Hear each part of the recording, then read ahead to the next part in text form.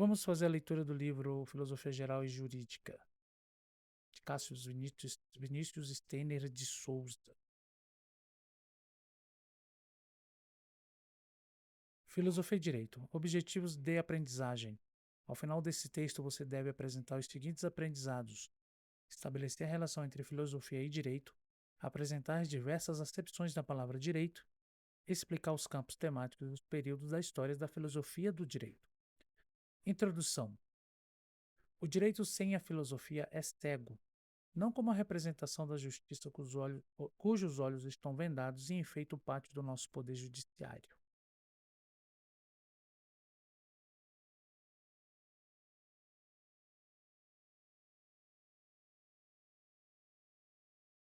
Mas como algo incapaz de reconhecer o seu próprio objeto e suas finalidades. Pois se é verdade que a venda nos olhos da justiça apoia-se na ideia de que a lei deve ser aplicada para todos sem privilégios ou distinções, o direito sem a filosofia não sabe o que foi, o que é, o que pode e deve ser. Nesse capítulo você vai descobrir a importância da filosofia para o direito, alguns de seus significados mais usuais e os questionamentos que sempre vão acompanhá-lo enquanto um operador do direito. A relação entre a filosofia e o direito. Imagine um juiz do trabalho de primeira instância julgando um caso de despedida arbitrária ou sem justa causa de uma mulher grávida. Caso fácil? Muito. Basta recorrer à Constituição Federal e à jurisprudência sentada do Tribunal Superior para decidir a causa em favor dela. Agora vislumbre o tempo em que o direito não assegurava à gestante a estabilidade provisória ou sequer a indenização pecuniária. Você é o juiz que deve julgar a causa, e há inclusive jurisprudência definida em favor do empregador. Nessa situação, que por sinal não é um caso muito distante na história do nosso ordenamento jurídico, há de um lado a letra fria da lei, que impõe determinada decisão, e de outro, algo em seu interior, uma sensação de que a lei fere o seu senso básico de justiça.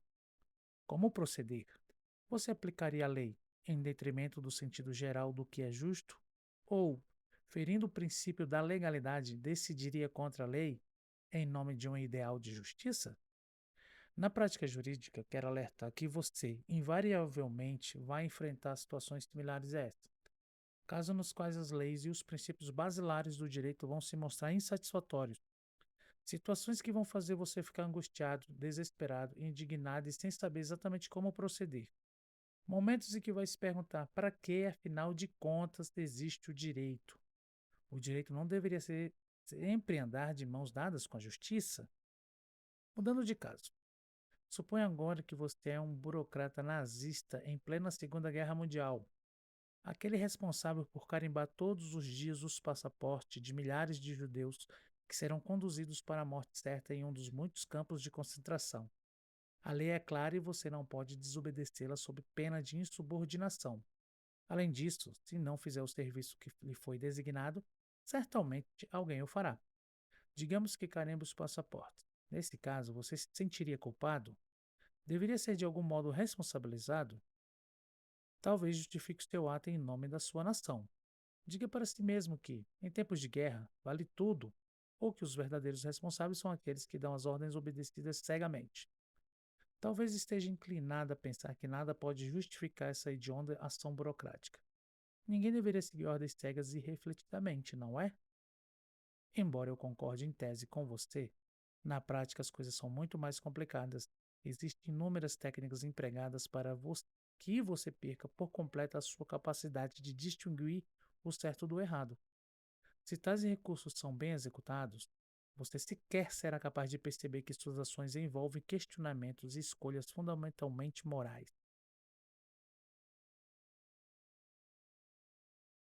Enquanto operador do direito, é preciso estar preparado para agir em situações limite, casos em que possivelmente não haverá uma resposta pronta, ou pior, que sequer pareça existir uma questão a ser respondida. Talvez você venha a ser um servidor público sentindo-se culpado por ter sido responsável por carimbar o passaporte de um ladrão de galinhas para uma cela repleta de homicidas. Quem sabe será o advogado ou o defensor público em crise por ter sido designado para defender em juízo um pedófilo ou um serial killer, ou até seja o juiz responsável por julgar um caso em que a lei e a justiça estejam em confronto direto. Por fim, talvez seja você mesma e esteja se perguntando por quê, afinal de contas, estou tentando colocá-la em uma crise existencial e aonde quero chegar com isso tudo. Ora, quero alertá-lo para um dos maiores riscos que corre o estudante do curso de Direito: tornar-se um mero operador dessa profissão. Você será treinado dia e noite para pensar e ver o mundo com base em certos pressupostos, leis, doutrinas, jurisprudências, costumes, etc. Vai aprender um grande número de termos e técnicas jurídicas que servirão como ponto de partida de raciocínio dessa ordem. Com eles, vai reconhecer, compreender e solucionar diversos problemas jurídicos, como, por exemplo, transitar pelos vários códigos do nosso ordenamento jurídico, escrever petições iniciais e recursos, calcular a dosimetria de uma pena. É claro que isso por si só não é ruim, mas sempre existe a possibilidade de que a rotina do direito acabe por transformá-lo em uma espécie de máquina, incapaz de refletir ou ir além do sistema jurídico posto. Assim, é importante lembrar: antes de ser um operador do direito, você é e sempre será um ser humano. Mas como evitar de se tornar um operador mecânico de direito? Acredito que a resposta para essa questão está, sobretudo, no olhar crítico e curioso da filosofia, termo cunhado inicialmente por Pitágoras na Grécia Antiga para designar aqueles que tinham amor pela sabedoria, os filósofos. A filosofia é algo natural, espontâneo e inevitável em nossas vidas. Surgiu como um movimento do pensamento que, insatisfeito, crítico, rebelde, visa se emancipar de uma visão mitológica da realidade. Saiba mais. A filosofia nasceu quando o homem começou a desconfiar que certo eco ouvido em uma floresta não vinha de uma ninfa punida pelos deuses. Assim, passou a procurar por outras explicações menos fantásticas. Perguntas como: o que é o conhecimento? O que é a verdade? O que é a justiça? Serviram de motor propulsor para o desenvolvimento das mais variadas áreas dos saberes naturais e humanos. Ainda nos dias de hoje é muito difundida a visão da filosofia como responsável pela investigação das bases, princípios e condições do conhecimento em geral. Nesse contexto, a filosofia é apresentada em função do seu caráter arquitetônico ante as ciências. Nessa linha, segundo Michel Villey, em Filosofia do Direito, toda ciência constitui-se a partir de certos axiomas, princípios, noções fundamentais. Ela mesmo não os tematiza, o que significa que não os toma como objeto de estudo. É condicionada por eles, devendo-lhes a própria consistência, a coerência e o rigor, aceitos como dados cuja constituição está a cargo de uma outra disciplina. Nesse contexto, entre outras coisas, cumpre a filosofia o papel de estabelecer, questionar e transformar os pressupostos sobre os quais os sistemas de pensamento estão assentados. Com a ciência jurídica, é claro, isso não seria diferente. Miguel Reale, em Lições Preliminares de Direito, afirma que a definição do direito só pode ser obra da filosofia do direito. A nenhuma ciência jurídica particular é dado definir o direito, pois é evidente que a espécie não pode abranger o gênero. Fique atento, questões como: existe o direito? Se ele existe, é possível defini-lo? O que é e qual é a sua finalidade? Qual é a relação entre direito e justiça? Qual é a relação entre direito e a moralidade? Embora essenciais para práticas jurídicas, não pertencem propriamente ao direito, mas são objetos de reflexão da filosofia do direito. Tendo isso em mente, se você estiver acompanhando a linha do raciocínio, vai perceber que a pergunta sobre o direito pode ser suscitada de dois modos distintos. De um lado, há a questão sobre a aplicação do direito nos casos concretos. De outro, aparece a questão filosófica sobre a definição e a finalidade do direito. Enquanto operador de direito, você vai se deparar com problemas do primeiro tipo, questões que cabem especificamente à ciência do direito, neste ou naquele processo, o que diz a lei e a jurisprudência, com base no texto legal, que é a solução aplicável para tal e tal caso concreto. Agora, quando você questiona e reflete sobre as próprias bases nas quais a prática jurídica é construída, não está mais cumprindo o papel que cabe ao mero operador de direito, mas ocupa o território destinado ao filósofo do direito. Nessa altura do argumento, acredito que você ainda esteja um tanto quanto relutante, achando que isso tudo parece muito complicado. É possível que se pergunte, mas se nunca precisei parar para refletir sobre o que é número para saber calcular? Se nunca necessitei definir o que é pensamento para ser capaz de pensar? Se não é necessário entender como funciona o motor de um carro para saber dirigir? Por que preciso saber o que é direito para ser capaz de aplicá-lo ou operar com ele? Embora não seja um raciocínio que possa ser descartado sem maiores reflexões, convido a imaginar a atividade jurídica como algo próximo daquela de um arqueiro. De que adianta ficar anos e anos aprendendo a atirar se não houver clareza sobre em que mirar? Não acha que se soubesse qual é o alvo seria mais fácil acertá-lo? Portanto, voltando ao caso inicial do juiz julgando a demissão de uma mulher grávida, se não fosse por certo ideal de justiça, pelo desejo de que o direito não seja apenas o que a lei diz, nunca seríamos capazes de fazer com que ele se torne aquilo que ele deveria ser. O conceito e as acepções da palavra direito. É inegável que dependemos das palavras para nos comunicarmos uns com os outros, para enunciar fatos como, por exemplo, o livro está sobre a mesa, expressar pedidos ou ordens. Traga-me o livro que está sobre a mesa. Proclamar opiniões. Gosto muito deste livro. Defender valores. Matar é errado. Manifestar sentimentos. Amo você, e etc. Em geral, entendemos-nos muito bem com as palavras. Porém, não é incomum que as palavras nos preguem peças. A comunicação nem sempre é tão transparente quanto gostaríamos que ela fosse. Por acaso já lhe aconteceu de estar debatendo com alguém sobre um assunto qualquer em que, aparentemente, há um completo desacordo de opiniões e vocês acabam se dando conta de que, na verdade, pensavam exatamente do mesmo modo? Neste caso, o problema não estava no que quer que vocês estivessem pensando, mas no modo utilizado para se expressarem sobre isso. Ajustar o vocabulário é uma tarefa muito mais difícil do que poderia parecer à primeira vista. Em primeiro lugar, há o problema da definição das palavras. Se é verdade que não é difícil entrar em acordo sobre o significado das palavras como cadeira, mesa ou livro, o mesmo não acontece com palavras como direito. A propósito, é célebre a provocação feita por Santo Agostinho sobre a palavra tempo. O que é, pois, o tempo? Se ninguém me perguntar, eu sei. Se desejar explicá-lo àquele que me pergunta, não sei.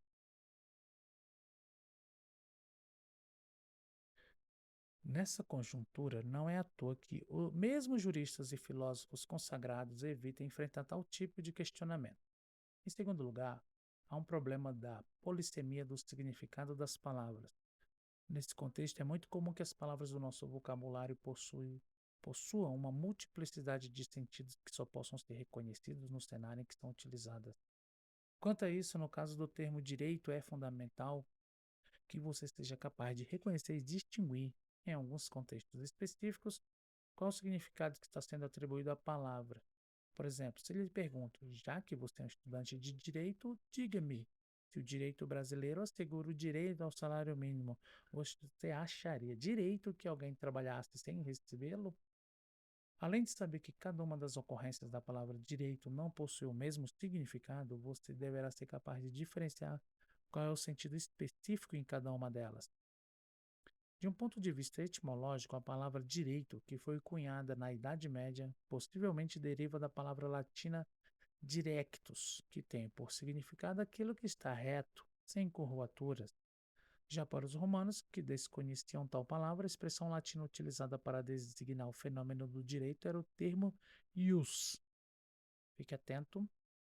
De um ponto de vista semântico, embora não haja acordo entre os pensadores do direito acerca do tema, a título de ideia norteadora, podemos citar a definição proposta por Paulo Nader. Direito é um conjunto de normas de conduta social imposto coercitivamente pelo Estado para a realização da segurança segundo os critérios de justiça. Com base na definição no quadro anterior, muitas consequências podem ser extraídas. Em primeiro lugar, é importante entender que o direito está essencialmente preocupado com a questão da ordem social. Para que nós possamos conviver em sociedade, precisamos dispor de uma série de regras de conivência. Existe norma de como devemos nos vestir em determinadas situações, condutas para que possamos manter uma conversa coerente e civilizada, regras de etiqueta, etc. Em geral, tais diretrizes seguem a máxima: quem não obedece é excluído do grupo.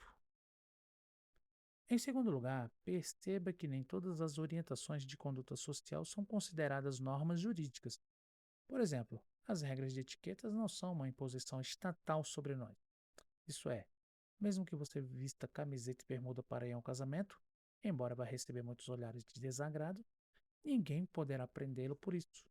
Assim, para que uma norma qualquer seja considerada parte do direito, ela deve ser imposta de modo coercitivo pelo Estado, ou seja, normas que é obrigada a seguir sob pena de sofrer sanção, como, por exemplo, ter que pagar uma multa quando violar uma lei civil ou ir para a prisão quando transgredir um código penal. Em terceiro lugar, cabe destacar que as normas jurídicas têm por finalidade a segurança e a manutenção da ordem social. Por fim, destaca-se a importância da justiça como um critério norteador a ser seguido na elaboração e na execução das leis. Além disso, como lhe disse anteriormente, a palavra direito é utilizada cotidianamente em nosso discurso de vários modos distintos. Entre muitas acepções possíveis, propõe que você guarde pelo menos cinco: direito enquanto fato social complexo, ciência do direito, direito como justiça, direito objetivo e direito subjetivo. Vejamos cada uma delas em separado.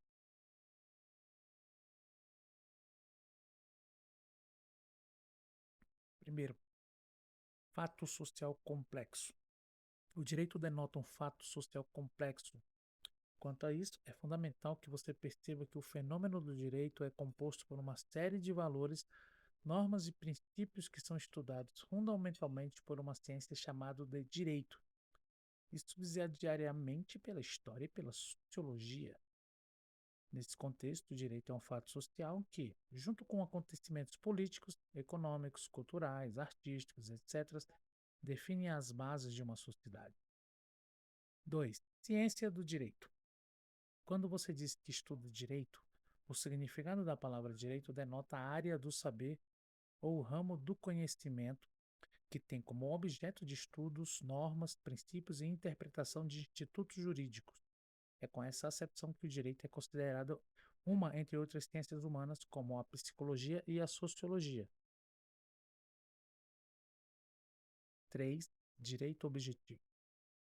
Quando você diz que o direito brasileiro assegura o salário mínimo, o termo direito é sinônimo de legislação, lei, norma ou ordenamento jurídico. Ou seja, é possível substituir o termo direito por qualquer um deles sem qualquer perda de significado.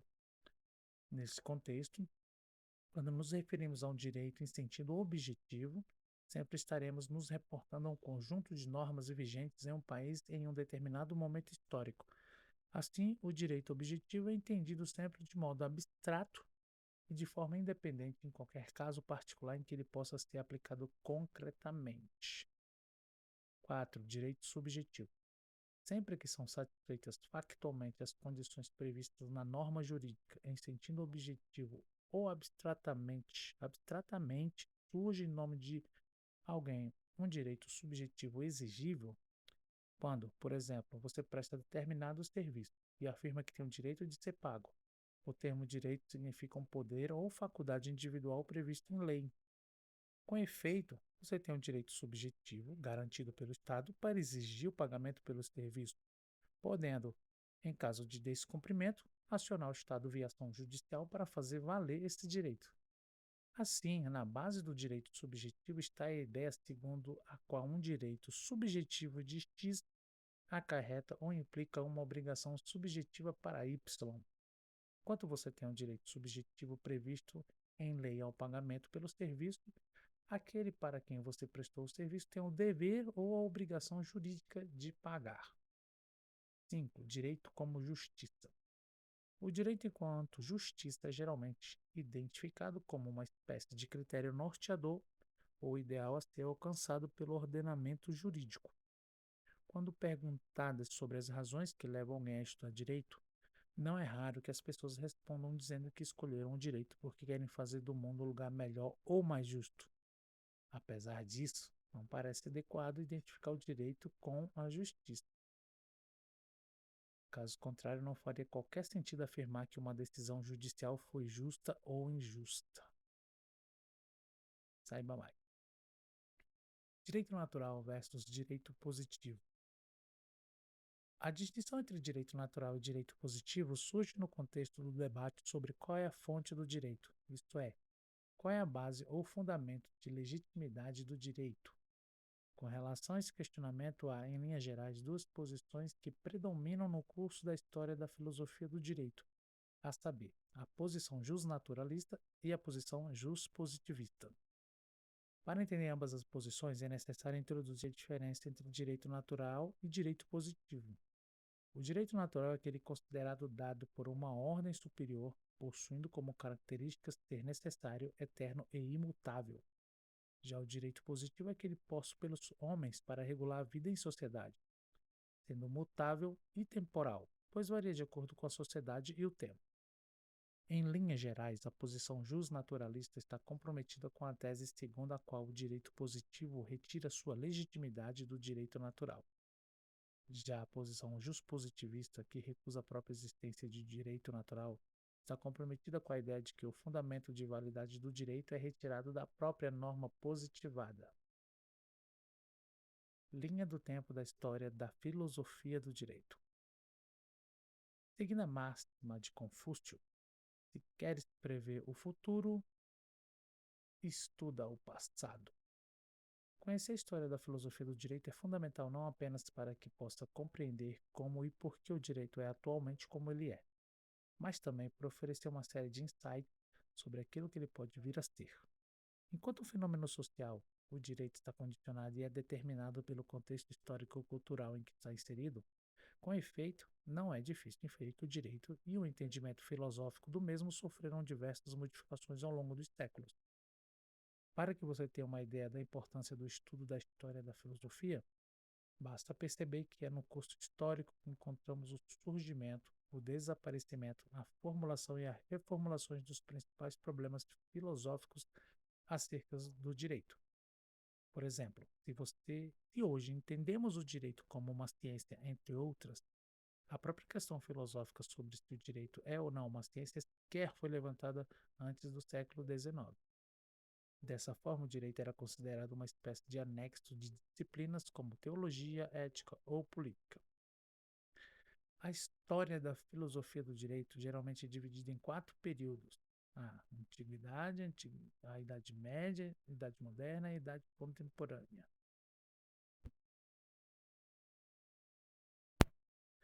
A Antiguidade. De um ponto de vista histórico, a principal marca do período antigo é o método de produção escravagista, isto é, a força dos donos dos escravos garantia a ordem e a manutenção de toda a estrutura social da antiguidade. No que diz respeito à filosofia do direito, embora seja possível afirmar que tenha nascido na Grécia Antiga, é importante destacar que ela não possuía a autonomia que possui nos dias de hoje, isto é, reflexões sobre filosofia do direito pareciam comumente vinculadas a outros temas, como justiça, política ou ética. Atribui-se ao período antigo o germe da posição justnaturalista com relação ao direito. De um lado, há a distinção entre a natureza, physis, e as leis, nomos. De outro, há a ideia de que as leis devem espelhar a natureza. Em última análise, é com base na observação das leis universais do cosmos, eternas e imutáveis da natureza, que as leis retiram a sua legitimidade. Fique atento. Além da figura dos sofistas, os grandes nomes desse período são Sócrates, Platão e Aristóteles. É com estes últimos que surge a ideia de que a justiça serve como ponte ou critério de avaliação das leis. Assim, uma lei era considerada justa se estivesse de acordo com a natureza. Por fim, é possível encontrar em Aristóteles a ideia de que o direito não é uma ciência, mas está ligado à arte da prudência, à sabedoria prática. E o justo ou correto é uma equidade devendo ser reconhecida e aplicado pelo legislador, levando em conta as peculiaridades de cada caso concreto.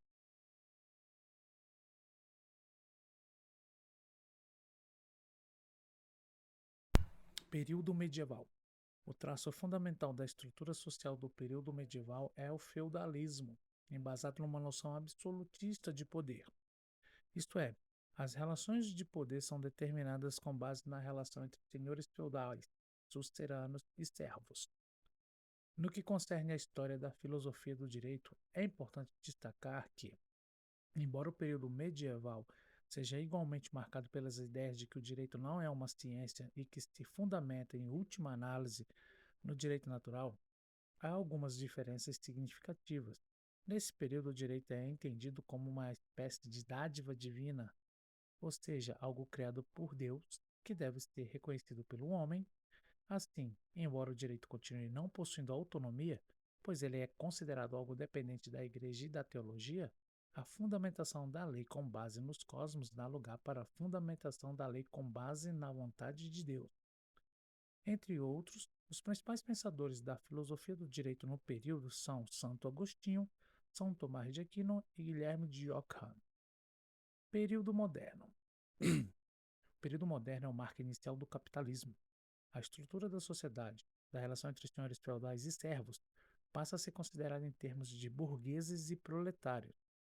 Nesse contexto, há tanto um abandono da visão absolutista do período medieval, quanto uma separação entre o Estado e a Igreja.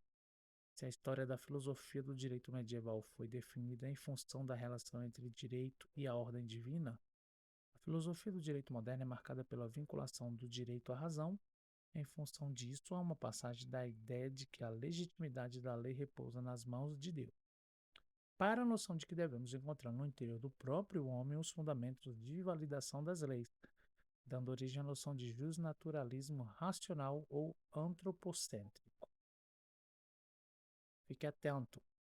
É nesse período que surgem as famosas doutrinas contratualistas, ideia de que o direito e o Estado são formados pelo acordo de homens autônomos, cujos principais expoentes são Thomas Hobbes, John Locke e Jean-Jacques Rousseau. Além disso, há as contribuições inestimáveis de filósofos como Immanuel Kant, George W. F. Hegel e Karl Marx para a filosofia do direito. Em essência, Kant pretende explicar o fundamento da validade do direito com base na moral. Hegel procura embasar o direito nos desenvolvimentos dialéticos da história e Marx na economia. Período contemporâneo. O período contemporâneo tem como marco inicial a Revolução Francesa. É nessa época que surge a noção dos direitos humanos e uma preocupação cada vez mais crescente com a eliminação das desigualdades historicamente estabelecidas, do ponto de vista da história da filosofia do direito. Há uma grande ruptura com os demais períodos históricos. Na base de tal cisão está o crescente repúdio da ideia justnaturalista como fundamentadora do direito e o surgimento das escolas de orientação justpositivista. Com efeito, abandona-se a visão de que o direito retira sua validade de elementos externos como justiça, moral e economia, dando lugar à noção de que a legitimidade do direito vem da norma posta pelos governantes. É apenas nesse momento da história que, em função das grandes contribuições de Hans Kelsen, o direito passa a ser efetivamente considerado uma ciência autônoma, com um objeto próprio, a norma jurídica e um método de investigação passível de geração de conhecimento, a dogmática jurídica. A importância do justpositivismo para a história da filosofia contemporânea comprova-se no fato de que a maioria dos debates atuais o leva em consideração como ponto de partida. Se antes havia sempre um critério de correção ou validação da norma, cosmo, Deus, a razão, e com o justpositivismo, esse raciocínio deve ser encontrado no próprio ordenamento jurídico. Qual é a importância do conteúdo da norma? À primeira vista, o justpositivismo parece implicar que, para o direito, é irrelevante levantar a questão sobre se a lei é ou não justa. E mesmo que você se sinta autorizado a dizer algo como, neste caso, seria melhor fazer de tal e tal modo, pois é mais justo, isso não poderia mais servir de embasamento ou justificativa para uma decisão judicial. Caso contrário, estaríamos novamente recorrendo a uma espécie de justnaturalismo. A rigor, o correto seria apenas investigar o que está dito na lei e aplicá-la sem pestanejar. Porém, se este é o caso, como proceder nos exemplos em que a lei não é clara ou parece estar em contradição? Isso não acabaria comprometendo a segurança jurídica que o direito supostamente deveria manter? Fique atento. No contexto da resolução de questões como essas, começam a surgir escolas ditas pós-positivistas, positivistas moderadas ou que pregam um retorno ao justnaturalismo. Pensadores como Dworkin, Rawls, Habermas, Alex e Hart aparecem engajados na busca por novos caminhos para o direito. Campos temáticos da filosofia do direito. Os campos temáticos da filosofia do direito se distinguem em pelo menos quatro grandes eixos: ontologia jurídica, epistemologia jurídica, axiologia jurídica e história da filosofia jurídica. A ontologia jurídica geralmente aborda as questões ligadas à existência e à definição do direito enquanto um fenômeno social. São perguntas típicas da ontologia jurídica. Existe o direito? Qual a finalidade do direito? Há um conjunto de condições necessárias e suficientes para que algo seja considerado direito? Se sim, quais são elas? Se não existe, por quê? Qual é o fundamento da validade do direito?